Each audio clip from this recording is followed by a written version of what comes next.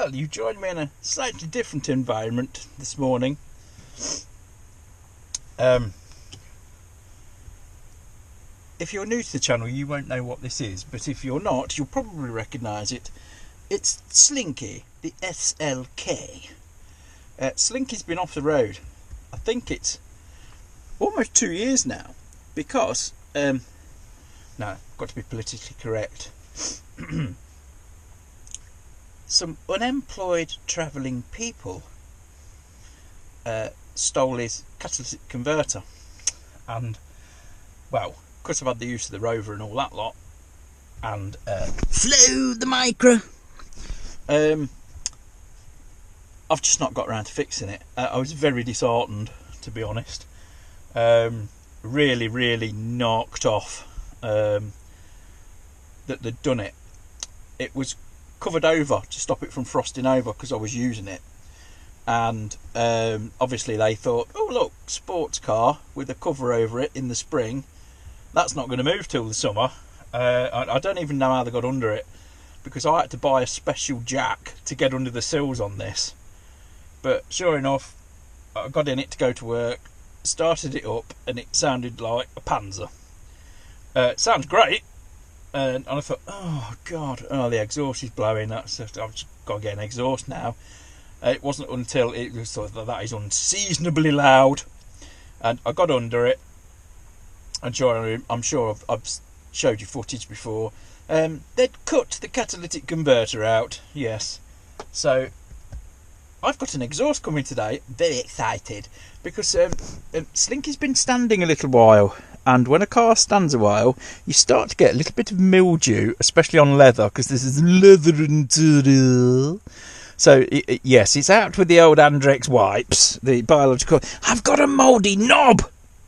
Not the first time. So, yeah, all this wipes up. It'll all wipe off. When I parked it up last time, just for a few weeks, it went all mildewy. So, it's not a problem. I'm not worried about it. It is completely dead. I have got a jump pack on the battery at the minute, but the battery is completely dead. I doubt even the pump of petroleum will turn on, but I don't know. No, there you go. Look, we are completely dead. So I've got the idea that I'm going to thieve the battery off of Rosie, because that's a new one, and just hook it up to this one, just enough to get it started. Because I have been starting it fairly regularly, but the cold spell has now absolutely knackered the battery. And then we will start the process of the rejuvenation of Slinky, because I really do miss this car. I love this car to bits. Do I like it more than Rosie? I don't like favouritism, to be honest. But yeah, I like this. They were designed to be boulevard cruisers. They were not designed to be sports cars. But when these came out, they had like twice the torque of an MX-5. They're not fast, but I've actually took this down the runway at Bruntingthorpe when I was testing, because part of my testing was to inspect the track in the morning to make sure it was suitable for my test. And I could take my own car on it. Let's say Bruntingthorpe was a little less stricter than Myra. As long as you didn't act like a dick, as long as you turned up, got done what you done, and let you do pretty much what you wanted to do. And I absolutely kept it planted into the carpet down the runway, and before the halfway mark, it's a 2-mile runway. Before the halfway mark, on my I had a little GPS speedo. I really wished I would have filmed it, but it topped out at 145, and I had to back off.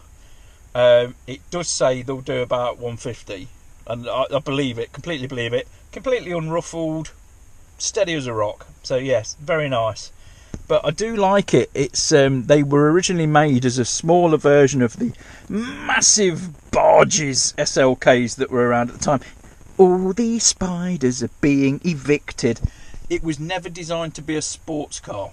Not a sports car in the sense of like an agile little MX-5. Now, I had a Mark 2.5 MX-5, and I was really disappointed with it. It was nice enough to drive, but at 70 on the motorway, it was doing 4,000 revs, and it just used to drink fuel.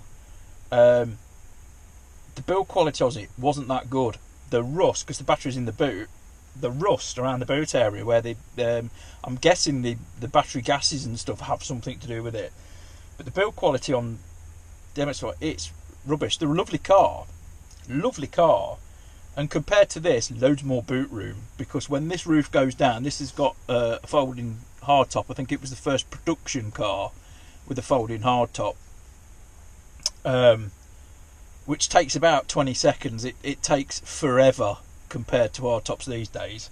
I mean, the fastest convertible I've ever been in, and part of the test of that car was to put the roof up and down about 20 times per shift, and it was the new Aston Vantage, or not the new one, because they've just facelifted it, so it looks like a mini DB12, but the one before that, the last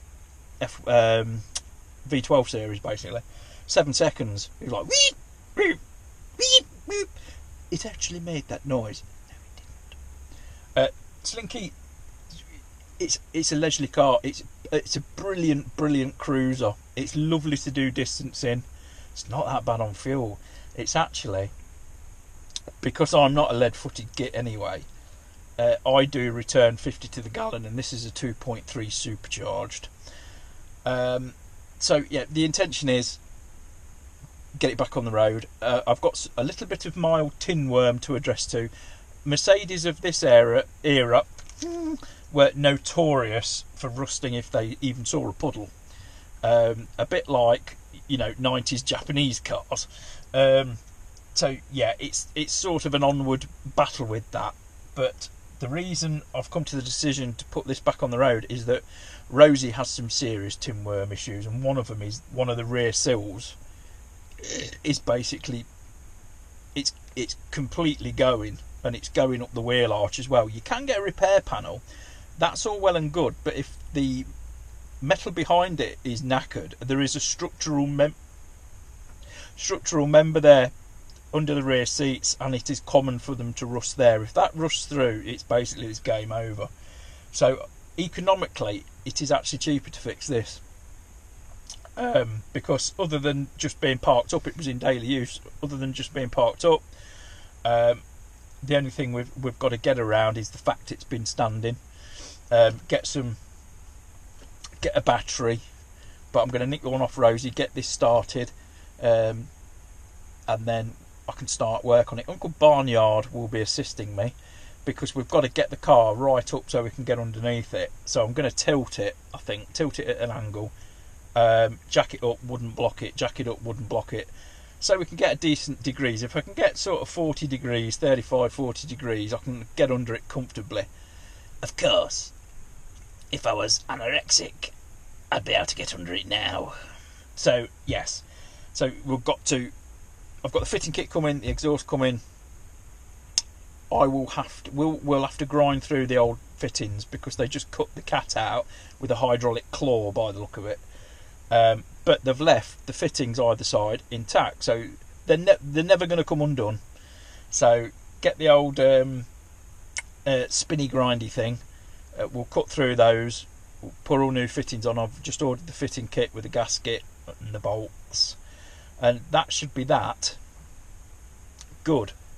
And then sort a battery out. Probably going to take all the wheels and tyres off, clean the disc brakes up before it goes anywhere. You can just nip it up and down the road and it'll get rid of the rust on the brakes, but it's a good idea. I'm probably going to flush out all the brake fluid, stuff like that. It's due an oil change, so I'll do that. And this engine takes a lot of oil. It takes an immense amount of oil. It's like 1100 litres. But the great thing about this, and the Rover actually, it's got a vertical oil filter. So what I do, I go by the manufacturer's oil change usually, but what I'll do, say it's 15,000 miles, 10,000 miles, whatever, I'll change the filter halfway, because you can do that without dropping the oil. So yes, so that's where we are. Other news, Olive. Olive is due an MOT Friday morning, 10 a.m. Don't be late, there will be penalties. So that's great. I can't believe it's been a year since it's been done, but it runs out on my birthday, which is Sunday. Yeah, in case anybody wants to buy me a Latvian sex slave. Anyway, who makes sandwiches and does the dishes. Not that I'm misogynistic, but there you go. So that's been done, that's booked in. I can't foresee any problems with Olive, but I will give it a quick check over before we go. It's now Wednesday, so it's set to be dry, I think, Friday. I think we've got a little bit of chance of sleet and snow today, chance of rain tomorrow, and then it's going to be good Friday. So that'll be good. Could get another year ticket on Olive, because that's me pillion bike, and then about sort of March time it'll probably be in regular use again. My voice went then. Phyllis, I'm not going to MOT Phyllis until March, because her insurance doesn't start till the 1st of March. So anyway, that's where we're at. So yes, there probably will be a couple of videos on the rejuvenation of the slinkage, and I am really, especially with the new 360 camera, I'm really looking forward to getting this back out on the road. And because the 360 camera, even if it's mounted near the windscreen, up the roof, you'll be able to see all the roof action. It's just a glorious place to be. It's a four-wheeled motorbike with the roof down.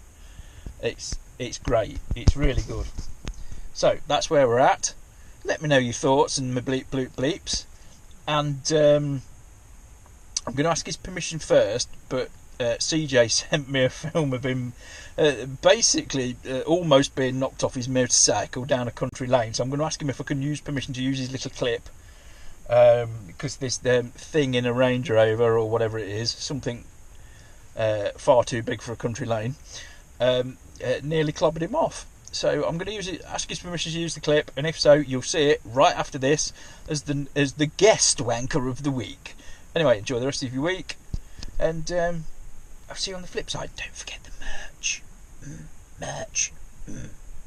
Jimmy needs money to fix things, or ruin them, whatever happens first.